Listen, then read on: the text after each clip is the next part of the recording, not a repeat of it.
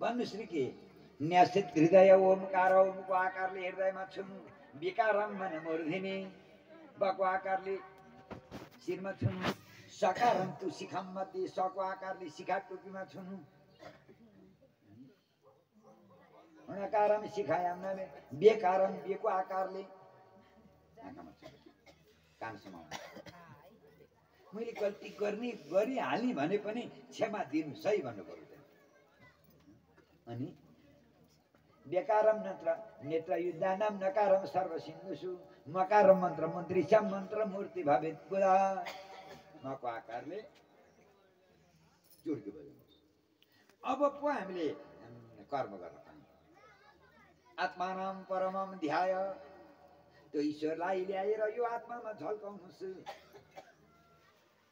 शक्ति प्राप्ति गर्नुहोस् विद्या तेरा तपो मूर्ति इमाम मन्त्र मुदाम हरेत मलाई शक्ति दिनुस् विद्या दिनुस्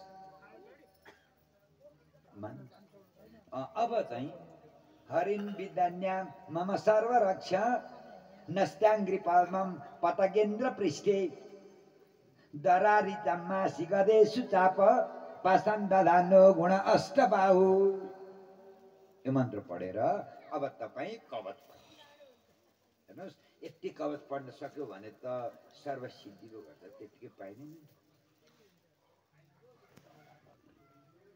हामीलाई यति शक्ति दिने भनेको त एक कवच नत्र पण्डित पनि बनिँदैन थियो यो त महान शक्ति हो तर के गर्नु है फेरि सबैले सके यन्यो भयं ग्रैव्यो भूतं कृतुभूटृपयेवतः शरी पृक्षेभ्यो दृष्टेभ्यो भूतेभ्यो मयेव सर्वेण तानि भगवन् नामरूपात्र कीर्तनं प्रयन्तु संशयं सद्यो येन श्रेय प्रपीतिका अब यो कहाँ छ भन्दा श्रीमद् भागवत महापुराणको 6औं स्कन्धको 8औं अध्यायमा छ भन्नु पर्यो त्यहीँ बसिराख्नुहोस् के गर्नु है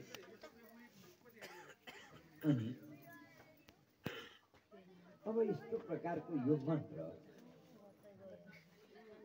मिष्टम प्रयुक्तौ मम छिन्दी छिन्दी चक्षुषि चन्द्रम छतचन्द्र छादय दिशा मगोनम हरपाप चक्षुषा हेर्नुहोस् सम्पूर्ण हामीले गरेका पापहरूलाई चाहिँ यसले निवारण गर्छ त्यसो भएको हुनाले विदुक्ष दिक्षुर धमपत्र सम्मतम ददर्भैर भगवान् नरसिंह प्रयावलोकन भयं स्वनेन स्वते दशाग्रस्त समस्त तेजसा अब त्यसलाई त गाह्रो होला है एउटा सम्झिनुहोस् त फेरि बेलुका चाहिँ म यहाँबाट उठेपछि लेख्दै भन्न पाउनुहुन्न म सक्दिनँ नि लेख्न भन्न यहाँ भनिदिन्छु तर बेलुका लेख्दै मलाई यो चाहिँ चाहियो भन्नु हो भने असम्भव छ है त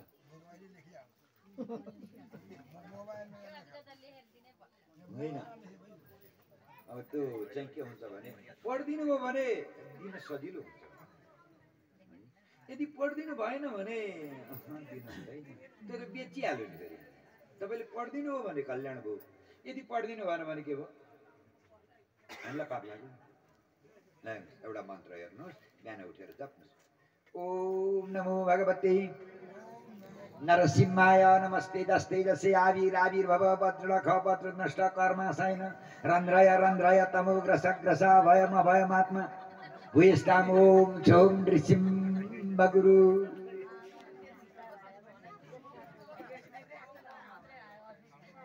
त्यही पनि चाँडो भने मैले अब फेरि तपाईँहरू त्यो मोबाइलमा तानिहाल्नुहुन्छ त्यसो भए अर्को पनि हेर्नुहोस् है यो एउटा त बागबीज हो नि मन्त्र भूत भई प्रेत भई पिशाच भई यसलाई काम लाग्ने अर्को पनि पढ्नुहोस् ओम नमो भगवते पंचमुख वीर हनुमानाय मर्कटाय कपीश्वराय वायुपुत्राय लंकादान कारणाय सीता दुख भंजनाय भूतग्रह बंधनाय प्रेतग्रह बंधनाय पिशाचग्रह बंधनाय माराय काटाय छेदाय भद्रंग वीर हनुमान दुआ पढ्नुहुन्छ यो छैन है। दुआ त आउँछ नि, फेरि दुआ पढ्नु भन्नु हुँदैन भने त्यो पनि पढ्नु, त्यो दुआ पनि काम लाग्छ। हनुमानको चालिसा, यो पनि हनुमान चालिसा। ल यो ब्रह्मनारायण तब जो यो सर्लक्कै राजा इन्द्रमा सर्यो। शक्तोया उतस्तु भगवान् इति निजं गृहेष्वपि। भन्नुहुन्छ अरे उहाँले, यो सानो हो यो ठुलो हो, यो राम्रो हो यो नराम्रो हो, भेदभाव गर्नु। यति निच गृहेष्वपि, जस्तै निचो गृहेष्वपि भन्नाले बोलायो भने त्यहाँ पक्का जानु। बोलाउनु भन्न त जान्छ, बोलाउनु कसले बोलाएको थियो अरे? द्रौपदीले बोलाइ नि। हिजो हामीले सुने आउँथ्यो,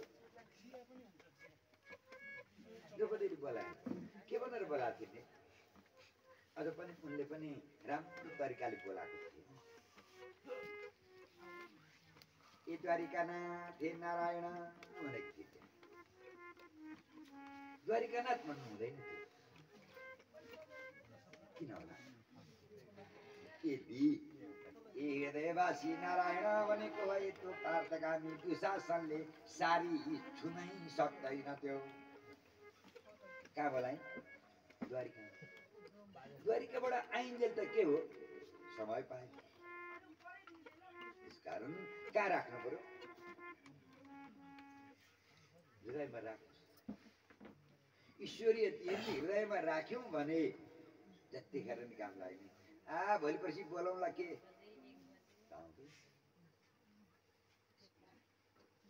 सत्यादि त्रियुगे बोधौ वैराग्यं मुक्ति साधकौ कलौ तु केवलं भक्ति ब्रह्म सायुज्यकारिणे। हेर्नुहोस्, यति नै हो हामीलाई राम्रो बनाउने र नराम्रो बनाउने। यति निश्चय त्रिद्रुप, योलाई निश्चय गर्नुहोस्। सद्रूपम ससर्जः परमानन्द चिन्मूर्ति सुन्दरी कृष्ण वल्लभा। हे देवी, हे भक्ति, दुई हातको अञ्जली बाँध। किम करोमि चैकला अन्यत्र मन नलगाऊ। मुक्ति दासी ददौ तुभ्यम, पक्का मुक्ति हुन्छ। पक्का तिम्रा यी दुईटा छोरा उठ्छन्। पोषणम क्षण रूपेण वैकुण्ठम त्वं करोसि च। त्यो वैकुण्ठमा विराजमान भएको हुनाले वैकुण्ठ भनेको बुझ्नुहुन्छ? माथि हेरौँ, देखिन्छ? देखिँदैन? वै भन्नाले निश्चय पनि, कुण्ठ भनेको घाँटी, अनि भनेको र त वैकुण्ठ। यहाँबाट निक्लिनु पर्यो के शब्द? यो कण्ठबाट निक्लिने जति शब्द हुन् ती राम्रा शब्द निक्ल्यो भने के र त त्यो वैकुण्ठ। अब निक्लेन भने त र कलौ मुक्ति क्षयं प्राप्त पाखण्डं मय पीडिता। कलिलाई नाश गर्ने चिजै यही हो कि हरिको।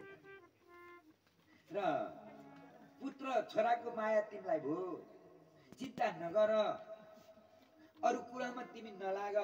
अन्य धर्म तिरस्कृत्यं पुरस्कृत्य महोत्सवान्। यता जाँदा हुन्छ कि यता जाँदा हुन्छ कि उता जाँदा हुन्छ कि भनेर यो मनलाई पनि नबराल। अन्य धर्म, अरू जति जति धर्महरू छन् ती धर्ममा तिमी नलाग।